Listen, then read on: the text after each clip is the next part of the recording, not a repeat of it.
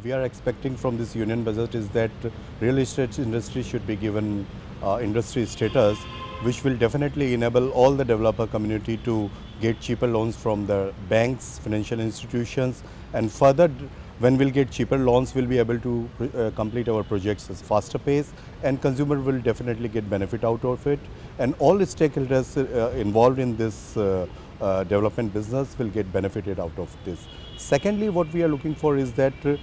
for home loan rates should be cheaper by another 2%, which will definitely boost the industry, and all the consumers will be able to achieve their dream of acquiring a house in the capital cities and other all 2-tier cities and 3-tier cities. Thirdly, we are looking for deduction in the ATC, that is till now 1.5 lakhs rupees exemption limit is given an interest on home loans, which we are expecting it to be 5 lakhs, which will definitely boost the real estate industry, and at the same time consumer will be able to achieve their dream houses, of getting their dream houses, and PM's Modi's vision regarding housing for all 2022 will also be achieved by this. If we take some concrete steps like land acquisition bill is very important in this, and industry status to real estate industry is given, and some regulation regarding taxation, multiple taxation is there, then it can definitely achieve. We may achieve it to 80% or 90%, but a definite goal can be achieved in housing for all 2022 by doing some kind of reforms, these kind of reforms in the country. We are expecting a lot from Union Budget about if they are able to abolish multiple taxation, and at the same time if they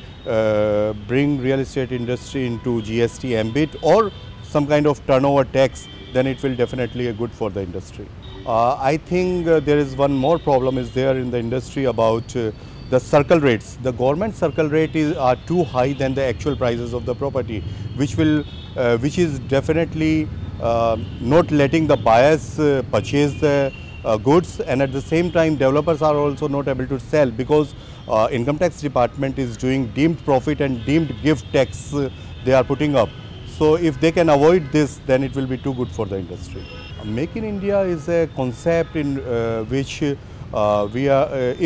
government achieves this by if they are inviting a lot of countries to make products in India,